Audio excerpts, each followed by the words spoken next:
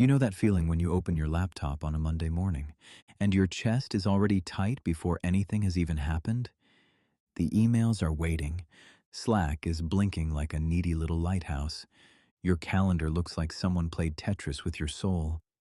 And somehow, before you've even taken a real breath, your body has decided, we are in danger now. That's the strange thing about stress and anxiety at work. Most people think it's just about having too much to do, too many tasks, too many meetings, too many people asking for. Just one quick thing, which, by the way, is almost never one quick thing. But the psychological reality is a little deeper than that. A lot of work stress is not just about workload. It's about uncertainty, lack of control, social pressure, and the feeling that your brain is never allowed to fully land. And once you see that, something changes. Because then it stops being a story about you being weak, lazy, dramatic, or bad at handling pressure. It becomes a story about what your nervous system is trying to do for you, even when it does it in a way that feels wildly unhelpful. Imagine your brain as an overprotective office security guard. Its whole job is to scan for threat. Not just physical threat, but social threat too. A weird message from your boss with a period at the end. A meeting invite called quick chat. Silence after you shared an idea. A growing to-do list. That starts to feel less like a list and more like an accusation. Your brain does not always know the difference between real danger and the fear of disappointing someone at work. It just senses uncertainty and starts treating it like a threat. That's why work anxiety can feel so irrational and so real at the same time. You can be sitting safely in a chair, drinking coffee, wearing soft socks, and your body is acting like you're being chased through a forest. Your heart speeds up, your thoughts narrow. You lose access to your calm, intelligent, big-picture thinking. This is not you failing. This is biology doing what biology does. Researchers have found that when people feel low control and high demand, stress rises sharply. Which makes sense, doesn't it? Humans can survive hard things surprisingly well when those hard things feel meaningful and manageable. But when work starts to feel like being strapped to the hood of your own schedule, your nervous system revolts. It's not just the amount of work, it's the trapped feeling. And here's where it gets even more interesting. Anxiety at work is often not really about the task in front of you. It's about the story attached to the task. You're not just answering an email. You're proving you're competent. You're not just giving a presentation. You're risking embarrassment. You're not just behind on a deadline. Somewhere deep down, it feels like you're falling behind in life. That's why two people can have the same job and feel totally different inside it. One person sees a full day and thinks, okay, let's do this. Another sees the same day and feels their stomach drop. The difference is not always toughness. Sometimes it's history. Sometimes it's perfectionism. Sometimes it's growing up in an environment where mistakes felt expensive. So now every small work slip-up feels like a moral failure instead of a normal human event. A lot of anxious workers are not careless people. They are often the opposite.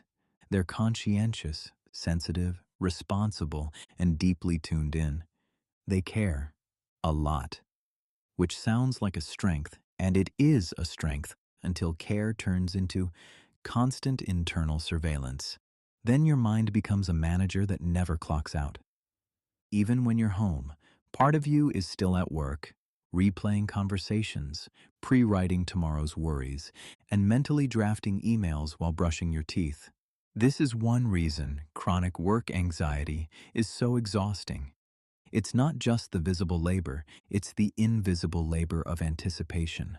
The brain keeps trying to solve tomorrow in advance. It thinks that if it worries enough, it can prevent pain. But worry is a terrible architect. It builds mazes, not exits. And the frustrating part is that anxious people often try to manage this by becoming even more mentally intense. More overthinking, more self-criticism, more pressure, as if the mind were a smoke detector going off, and your solution was to shout at it, "Calm down. Stop. Be normal." Which of course works beautifully if you are a robot from the future and not a human being with a nervous system. What really helps is understanding that your body usually needs to feel safe before your mind can think clearly. That sounds simple, but it changes everything. Because when you are overwhelmed at work, the answer is not always to think more clearly. Sometimes you need to show your body that you are safe and that you can get through this moment. A slower exhale, unclenching your jaw, standing up, looking away from the screen, finishing one tiny task instead of staring at all 14, like they're a jury. This isn't magical self-care fluff. It's regulation. When your nervous system settles, even a little, your thinking changes. The huge monster of the day turns into a few smaller lizards. Still annoying, of course, but a lot less scary. There's also something powerful about naming the real fear underneath the stress. Is it, "I'm scared I'll look stupid"? Is it, "I can't keep up with what this job asks from me"? Is it, "No matter how much I do, I never feel done"? Once the fear has language, it stops floating around like a ghost in the walls. You can work with something named, and sometimes the deeper shift is this. Stress at work does not always mean you are in the wrong job or doing life badly. Sometimes it means your system is asking for a different relationship with pressure. Less worship of urgency, less treating every email like a major crisis, more boundaries, more recovery, more willingness to be a person instead of a performance. Think about history for a second. Human beings were not built to process 60 messages, 4 meetings, 3 deadlines, office politics, personal ambition, financial pressure, and existential comparison before lunch. Of course your brain gets weird sometimes. Of course it freezes, panics, procrastinates, or goes blank. That's not madness. That's overload wearing different costumes. So maybe handling stress and anxiety at work is not about being calm all the time and acting like nothing ever gets to you. Maybe it's about becoming more honest, more aware of what your brain is doing, more compassionate with the part of you that tries so hard, more skillful at returning to yourself. When work starts to pull you into panic, because the goal is not to never feel stress again. The goal is to stop letting stress narrate your identity. You are not your inbox. You are not your deadline. You are not that one awkward meeting from last Thursday that your brain keeps replaying like it's the season finale of a drama nobody asked for. You are a human being, trying to do meaningful things. In a world that often asks for too much, too fast, too often. And the more you understand your stress, the less it gets to define you. It starts becoming information instead of destiny. So the next time work anxiety shows up, maybe don't ask, "What is wrong with me?" Maybe ask, "What is my mind trying to protect me from right now?" That question is softer, smarter too. And sometimes, it's the beginning of a completely different relationship with yourself. If this made you feel a little more seen or helped you understand your own work stress in a new way, let me know in the comments. And if you want more psychology like this, that makes everyday struggles feel a little less mysterious, stay with me.